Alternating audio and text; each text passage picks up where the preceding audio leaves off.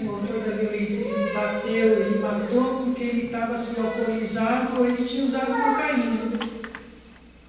Mas potencializa a violência. Então nós estamos já inseridos nesse sistema patriarcal que é potencializado com esse uso de álcool e de outras drogas. Isso é muito importante. Vocês entenderam a questão que o feminicídio ele é uma qualificadora dentro de um rol que já tem de qualificações. Quanto mais hediondo, mais pena dá. Então o feminicídio o Brasil foi, para avaliar, o último país, né, aqui da América do Sul, em 2015, a trazer o feminicídio como uma qualificadora, que vai de 12 a 30 anos de prisão, né? Agora, isso é um dado importante para nós, porque como é que nós vamos provar que de fato foi um feminicídio, por exemplo?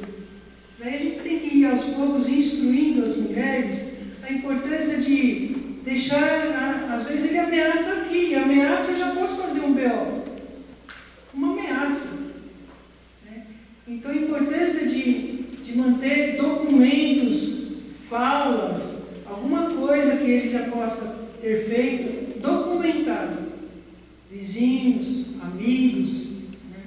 Isso é importante, você quer? Só para pegar o gancho que a senhora está falando, e é uma dúvida que eu ia perguntar lá atrás. Quando a mulher ela vai fazer o BO, qual é o momento que se vê a necessidade de uma medida protetiva ou não? Quem determina? Então, como que... Se for, por exemplo, ameaça, eu tenho que representar o BO. Se for violência psicológica, eu também tenho que representar o BO. Agora, na violência física, já vira inquérito automático, a mulher não pode mais, fez um BO por violência física, já é inquérito automático. Isso é um dos adendos que teve a Lei Maria da Penha. Então, vai fazer um boletim já por violência física, já é inquérito. Né? Agora, gente, já ouvi assim, uma mulher negra que foi extremamente espancada quando chegou na DDM e falou, mas a sua nem tem marca. Sabe? Então a importância até nisso, tem questão de sigilo mesmo, fotografa e deixa num arquivo bem confidencial, porque a gente não pode expor hipótese algumas mulheres. Nós tínhamos um arquivo grande, né, Cláudia? Pois é, porque na pergunta dela é uma coisa que acontece muito, quando a mulher vai registrar o BO, ela não é informada sobre a medida protetiva, né? Entendeu? E aí, muitas vezes, ela sai da delegacia sem essa informação. Ela pode solicitar a medida protetiva. E aí ela volta para casa ou mesmo para um serviço sem essa informação. Ou se quer, ou às vezes o que acontece? Eles informam para ela de que ela pode, mas como se fosse uma questão futura, né? E com aquela informação, ela pensa, não, eu já tenho a medida protetiva, eu fiz o BO, e você está entendendo? Ela tem a medida protetiva acreditando que está com o BO também, mas não. Então, assim, ainda existe nas delegacias essa falha aí de informação. Né? Bem lembrado, Cláudia, uma vez chamaram a gente para vir aqui no barracão que fica aqui no Capão, né? E daí eu fui com assistente social, e daí tinha um grupo de 3 mulheres e 2 homens. As 3 mulheres tinham passado por violência e um dos homens viu o pai executando a mãe na frente dele. Daí sabe o que eu percebi, que eu levei depois do centro de defesa? Eu percebi que essas mulheres, nesses lugares paupérrimos, já não tem mais dentes, não chegam no centro de defesa.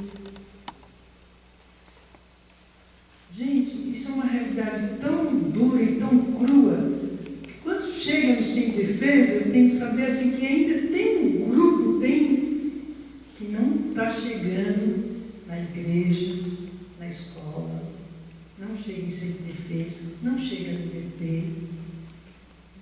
Daí que eu fui, depois eu voltei outra vez, e de fato, assim, mulheres sem dente na boca, e desempregada, essas nem chegam. Parece que já entregam a vida, sabe, um pouquinho mais por que lutar. Então, esse é um dado real que a gente tem que ainda saber isso. Como é que a gente chega ainda? Porque dentro de um sem defesa a gente está atendendo assim a ponta. Mas, por experiência, tem muito mais gente para além da ponta. Que a gente não pode perder de vista. E muitos fóruns já têm no Brasil vara da violência doméstica e familiar contra a mulher. Muitos fóruns, alguns ainda não têm, mas muitos já têm. Qual é a diferença? Quando não tem a vara da violência doméstica contra a mulher, entra, por exemplo, a questão da violência junto com os outros inquéritos. Então, se tem uma pilha de 200, ali embaixo, assim, até chegar aqui, já passaram 5 meses, até morreu. Quando tem a vara, não é específico. Vai ter uma promotora que já vai pegar o caso, já vai dar sequência, vai ver a lei, vai dar tempo. Aqui rápido. Mas quando não tem, não. Vai lá embaixo. E uma das lutas é que todos os fóruns do Brasil tenham vara de violência doméstica familiar contra a mulher. Aqui, então, a gente encerra essa primeira parte. E daí nós vamos com um cafezinho, né? Antes disso, uma pergunta. Antes de encerrar, eu gostaria de fazer uma pergunta pessoal para a Celina. Eu acredito, primeiro eu gostaria de agradecer, né, esse nosso encontro, esse seu compartilhamento de conhecimento, porque eu acredito que nós estamos vivendo um momento muito importante, né, na pandemia, muitas mulheres mais aprisionadas, sofrendo violência, e eu acredito que cada uma aqui tem uma história que poderia passar o dia inteiro compartilhando. A minha pergunta pessoal, eu acredito que todo mundo aqui, em cada fala, tem um ponto de interrogação, quer falar, quer questionar, quer compartilhar. Celina, o que fez você mudar essa chavinha na sua vida e lutar por essas mulheres? E aí a minha pergunta principal era a seguinte: em que momento você consegue chegar em casa, deitar no seu travesseiro e dormir pensando naquelas vidas, naquelas histórias que você recebeu durante o dia? Isso você aprendeu a ter, desculpa a palavra, um coração gelado, assim, então assim, esse problema não é meu, mas eu sei resolver, eu consigo. Como que você consegue lidar com essas situações? Foi durante o seu aprendizado, ou nós vamos, durante esses treinamentos, esses encontros, ter alguma técnica para aprender a ter esse domínio? Legal observação, né? A pergunta. Eu moro lá na Vila Morte, uma vila pequena que tem entre a Vila Sônia e o Morumbi. A nossa paróquia de referência era então ou São Benedito na Vila Sônia ou a São Bento no Morumbi. Então, eu tinha uns 10 anos quando fiz a primeira comunhão, e daí minha mãe, meus pais, sou de uma família mineira católica, então nós somos desde pequeno levados para a igreja. E daí, quando eu tinha uns 10, 11, 12 anos assim, eu já fui nos grupinhos de jovens que tinha igreja, extremamente importante, porque como uma família muito empobrecida, nós não tínhamos acesso para ir para shopping, teatro, cinema, a gente não tinha dinheiro disso. Aí, o grupo de jovens, para mim, foi extremamente importante. Extremamente importante. Daí, fui para esse grupo de jovens, da São Bento, que o Dom Belemundo Totti, na época, você conheceu, Martina? Dom Belemundo? Um monge húngaro, beneditino, que ele era dos pobres, tinha um lado Santo Américo dos ricos e o padre dos pobres. Né? Então era ele quem ficava com a gente, o padre dos pobres. de jovens. Só que eu percebia que eu era muito mais de uma linha progressista do que de uma linha conservadora. Daí eu, estudando, trabalhando, fiz história. Quando eu fiz história, eu percebi, foi um pouco antes, eu já estava lendo Gustavo Gutierrez, Leonardo Boff, Frei Beto, tudo da linha mais da teologia da libertação. Eu falei, não tem nada a ver, cara, com uma teologia mais conservadora. A gente tem que estar na mudança social. E nós tínhamos um projeto de fazer encontros de jovens em escola, porque eu já era professora de história no Negrini, que era no Jardim Olinda, e a gente fazia então esses encontros de jovens, né? Ficamos 10 anos com isso, na época do Dom Emílio. Um dia eu falei para o Dom Emílio mesmo, estou cansada já, eu quero ir mais para os direitos humanos. E o Dom Benemundo, Dom Benemundo não, o Dom Emílio falou para mim, vai conhecer o Padre Jaime do Jardim Ângela. Isso, lá atrás. Só que não era, acho que o meu momento ainda, eu tinha 2 filhos pequenos, aqueles corre que a gente faz de trabalho, de estudo, de um monte de coisa com o filho. Não fui. E daí eu fui chamada para fazer parte de um dos grandes projetos de prevenção que teve em São Paulo. Daí eu fui conhecer a Leia, grande Leia aqui do Jardim Ângela também. Um dia a Leia falou, Celina, eu fui chamada aqui pelo Padre Jaime para coordenar o Centro de Defesa da Criança e do Adolescente do Jardim Ângela, CEDECA. Você não quer vir? Que cada página do projeto que eu leio, eu vejo você. Eu trabalhava em 2 colégios nessa época. Não deu outro. Eu falei, amanhã eu estou aí, pedi demissão de um colégio, segurei outro colégio e vim para o Jardim Ângela. Era tudo aquilo. Quando eu cheguei no salão aqui do Padre Jaime, na época tinha Zumbi dos Palmares, bem entrada assim, Zumbi. Jesus Cristo Negro aqui, crucifixo Jesus Cristo Negro. Aqui do meu lado tinha Dom Oscar Romero, que eu já tinha lido a biografia, Padre Joãozinho já tinha lido, Santo Dias já sabia da história, Margarida Maria e Dorcelina. Quando eu vi, eu falei, gente, daqui a pouco eu olho na frente e tinha a versão daquela música. Sonhar, mas um sonho impossível, lutar quando é fácil ceder. Eu falei, eu estou em casa. Falei para o Padre Jaime, Padre Eduardo, Paléu, eu falei, eu estou em casa, aqui é minha casa. E daí começamos um trabalho de implantação do SEDECA. Depois de 3 anos que a gente estava na atuação no SEDECA, de fazer seminários, trabalhar com educação, assim, eu sempre me vi como uma educadora popular. O Padre Jaime um dia me chama, porque antes na Casa Sofia, a primeira coordenadora foi a Suzane. A Suzane já tinha sido coordenadora do Fujihara, do Sei Fujihara, e as mulheres, como a Martina falou, as mulheres reclamavam muito da violência em casa. Foi onde outras mulheres começaram a escutar as mulheres voluntariamente para ser uma política pública posterior. Daí o Padre Jaime um dia chegou e falou, Celina, você não quer coordenar a Casa Sofia? E eu já era muito empenhada na luta, na defesa da criança e do adolescente. E eu fui, mas fui, sabendo assim, eu não vou, acho que me apaixonar pela Casa das Mulheres como sou apaixonada pela criança e adolescente à luta. Mas fui. Mas foi uma experiência fantástica, porque o que eu percebi? A gente assume a luta, só que como estava vindo já da luta da criança e do adolescente, a gente não perde a criança e o adolescente de vista, para quem vem dessa luta. Eu só aglutinei as lutas, na verdade. Agora, eu sou humana, demasiadamente humana. Não é fácil não, gente, porque muitas vezes eu adoeci.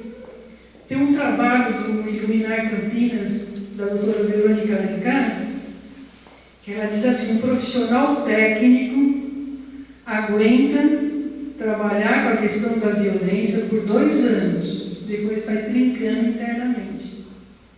Por isso que em janeiro do ano passado, eu resolvi de fato parar de estar na linha de frente, porque a gente já não estava aguentando mais, a psique nossa vai indo embora, de tanto sofrimento. Porque o que acontece? A gente tem diagnóstico do sofrimento, mas tem poucos encaminhamentos que a gente tem contra. A mulher está desempregada, a gente consegue arrumar emprego? Não. A mulher está sem moradia, você consegue colocar ela, se não tem uma política de moradia em São Paulo? Não. Está dando para entender? Então, os filhos, às vezes, já estão, assim, completamente negligenciados por essa mulher em situação de violência. E o que faz o Estado? Tira os filhos. Vários casos nós acompanhamos no centro de defesa. Então, mulheres extremamente empobrecidas, baixa cognição, porque sofreram violência. Eu falo assim, que é uma vida de violência. Eu quis tanto mamar quando eu nasci, mas não me deram peito, não me deram mamadeira. Eu já cresço apanhando tudo quanto é lado. Eu resisto isso, eu vou. Minha cognição não vai lá. Daí alguma coisa, ou eu fui estuprada, ou eu transei porque eu quis, nascem os filhos. Só que eu negligencio ali. Porque eu não tive tudo isso daqui, ó. Nem mamazinho quando eu era nenenzinha, não fui escutada na escola, eu só vou crescendo levando a surra da vida. Quem é que aguenta? Daí negligencia, o que o Estado faz? Tira. Essa é a realidade do que a gente vai atender, mas não é fácil não. Só que a gente tem que ter, eu acho que a questão da espiritualidade nossa ajuda bastante, a questão dos direitos humanos, a questão da defesa, a questão assim, todos nós de fato vamos morrer. Eu posso morrer um pouquinho antes de estar na linha de frente, mas não vou esperar depois dos outros lá. Então a gente tem que estar consciente disso. E a gente precisa também de terapia, você precisa estar ligada. Por isso que eu fui decorar o Patativa do Assaré, fui lá em Assaré conhecer o Memorial do Patativa, que eu acho fantástico.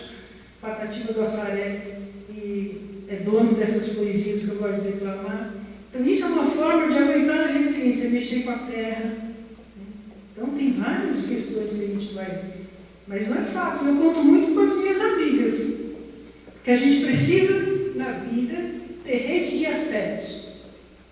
O que é rede de afetos? Estou às 2 horas da manhã, não consigo dormir, de tanto BO que eu vi, para quem eu posso ligar que não vai me julgar? Isso é rede de afetos. Né? Então, eu acho que isso ajuda bastante. Mas sou humana demasiadamente cheia de BO também. Daí acho que vai ter então um cafezinho, né, Thaís? Isso, a gente vai fazer uma pausa de 15 minutos para terminar a nossa formação. Já. Thaís? Os banheiros são nas laterais e quem quiser, a gente tem um grupo de WhatsApp e depois a Fran anota o número para fazer a inclusão no grupo. E o café e o... O café está ali no fundinho.